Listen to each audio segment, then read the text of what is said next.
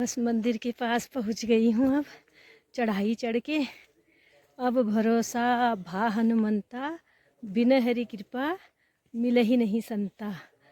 जब हरि की कृपा होते हैं, माँ जगदम्बा आदि शक्ति की कृपा होती है, तब ऐसे पल संतों का संग हरि चर्चा करने को मिलती है।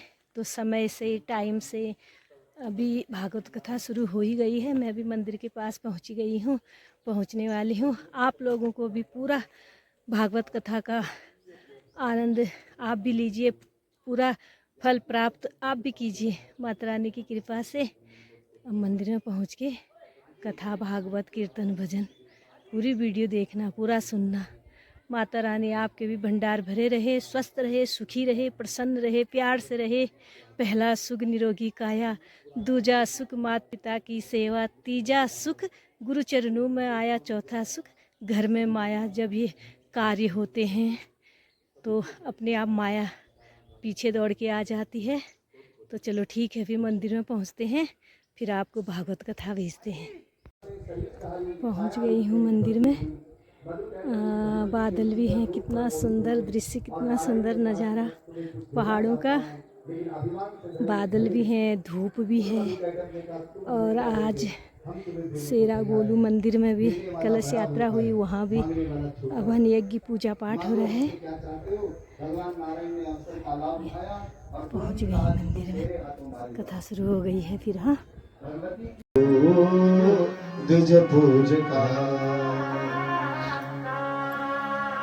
कथा यहाँ से प्रारंभ हो रही है।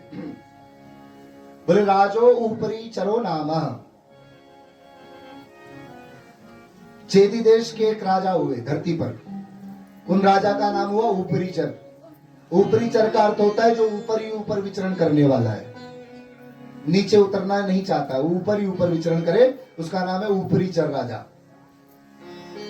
रहता तो ऊपर था, लेकिन इस ऊपरी चर राजा की बड़ी महिमा है। कैसा है? बोले धार्मिका सत्य संग्रह, सत्य का संग करने वाला, सत्य की रक्षा करने वाला और धार्मिक विचारों का धर्मात्मा राजा था ये ऊपरी चर। जिस काल में ये ऊपरी चर नाम का राजा हुआ, उसी काल में धरती पर एक राजा हुए वसु नाम से वो विख्यात थे। वसु राजा की एक पत्नी जिनका नाम था गिरिका। कथा घटना का निर्माण इस प्रकार से हुआ। पति पत्नी का परस्पर प्रेम संबंध बड़ा अद्भुत था। मानव चोला बड़ा अनमोला, मानव चोला बड़ा अनमोला, मानव चोला बड़ा अनमोला, मानव चोला बड़ा अनमोला।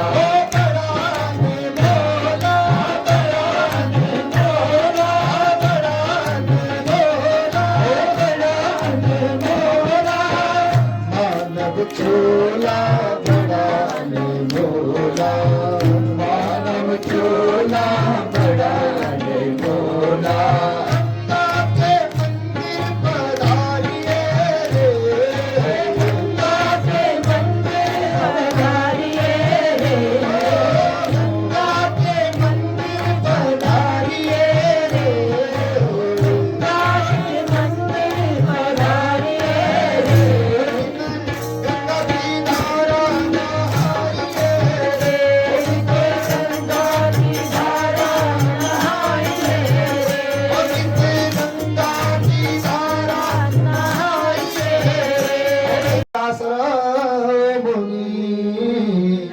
आजगाम महातेज कालिन्द्यास्तटमुत्तमं, कालिन्द्यास्तटमुत्तमं। एकदा तीर्थ यात्रायाम ब्रजाम। ब्रज शब्द का एक अर्थ है चलना। चलते हुए तीर्थ यात्रायाम, तीर्थ यात्रा में एक समय कौन? बोले पराशर मुनि, मुनि पराशर जी कालिन्द्यास्तटमुत्तमम, कालिंदी यानी यमुना जी के तट तक पहुंचे। मध्याह्न का समय था। आजगाम महातेजा, महातेजस्वी महामुनि पराशर मुनि को यमुना के तट पर आया देखा तो निषाद राज भोजन कर रहे थे। भोजन करते हुए पूछा, हे मुनि हम आपकी क्या सेवा कर सकते हैं? पराशर मुनि ने कहा, मुझे यमुना के पार ले चलो। पुत्री मत्स्यगंधा ने देखा पिता भोजन करते हैं, तो कहा, पिताजी आप भोजन कीजिए, मैं महात्मा जी को यमुना के पार करती हूँ। नौका पर बिठा करके पराशर मुनि को मत्स्यगंधा जैसे ही चलने लगी, तो भगवती की माया में आज पराशर मुनि को कुछ प्रेरणा उत्पन्न हुई। पराशर मुनि जो स्वतंत्र धरती पर विचरण करने वाले महात्मा हैं, उन महात्मा को जो प्रेरणा भगवती की हुई, वह प्रेरणा मत्स्यगंधा के सामने प्रस्तुत की। मत्स्यगंधा को कहा कि मैं तुम्हारे संयोग से ऐसे पुत्र को जन्म देना चाहता हूं जो जगत के कल्याण का कार्य करेगा। मत्स्यगंधा ने कहा, कहा आप महात्मा और कहा मैं निषाद की कन्या, आपका हमारा क्या मेल होता है? जैसे ही कहा तो तुरंत सबसे पहले पराशर मुनि ने अपने तप योग बल से मत्स्यगंधा के तन से जो दुर्गंध आती थी, उस दुर्गंध को सुगंध में बदल दिया। एक मुनि का क्या प्रभाव है, तप का क्या प्रभाव है, इस बात को मत्स्यगंधा समझ गई। मत्स्यगंधा ने कहा, यदि आप जैसे सामर्थ्यवान तपोनिष्ठ महात्मा इस प्रकार क्या की प्रेरणा से युक्त होकर के मेरे गर्भ से पुत्र चाहते हैं, लेकिन समाज में मेरे पिता के प्रति मेरा भी कुछ धर्म है, मैं कैसे ऐसी संतान को जन्म दे सकती हूँ जो बिना पिता के ही माँ के गर्भ से जन्म ले? मुनि पराशर अपने तपोनिष्ठ तपो बल का प्रभाव दिखाने वाले मुनि ने कहा, हे मत्स्यगंधा, आज से जगत में तुम्हारा नाम योजन गंधा है। अब तुम्हारे तन से दुर्गंध नहीं, अब तुम्हारे तन से सुगंध उत्पन्न होगी। दृष्टि अर्जुन को जब मिली तो अर्जुन रोने लगा और भगवान श्री कृष्ण से क्षमा मांगने लगा कि प्रभु मुझसे भूल हो गई, मैं हर समय आपको सखा समझता था, मित्र समझता था, लेकिन आज मुझे दिव्य दृष्टि आपने दी प्रदान की तो मुझे लगा कि आप मित्र नहीं, आप तो जगत के पिता हो, आप तो जगत गुरु हो।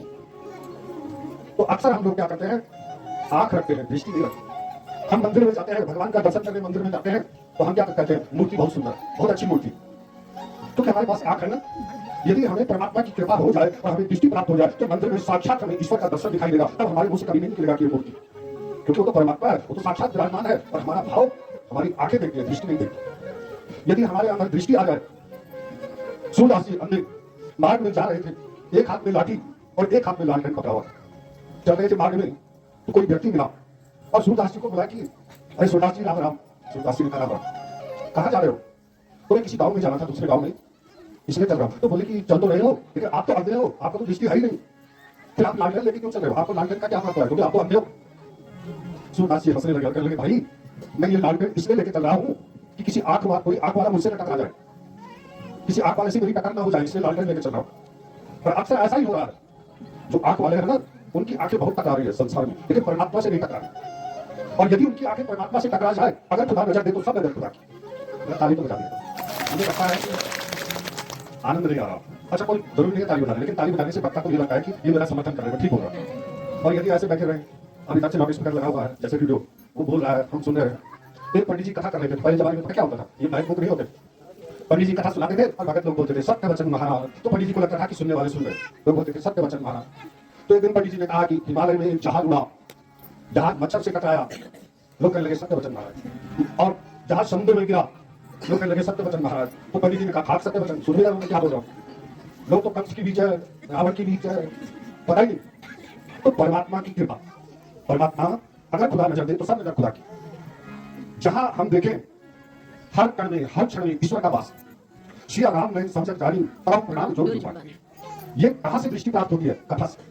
शुभरत दिव्य दृष्टि यह होती, जब हम कथा सुनते हैं और परमात्मा की कृपा हमारे ऊपर होती है तो हमें दृष्टि प्राप्त होती है, और जब दृष्टि प्राप्त होती है तो हमें हर जगह ईश्वर दिखाई देते हैं। तब हम किसी का बुरा नहीं सोचते, तब हम किसी का बुरा नहीं करेंगे। क्यों?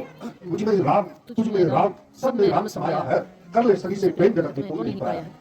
एक ही मां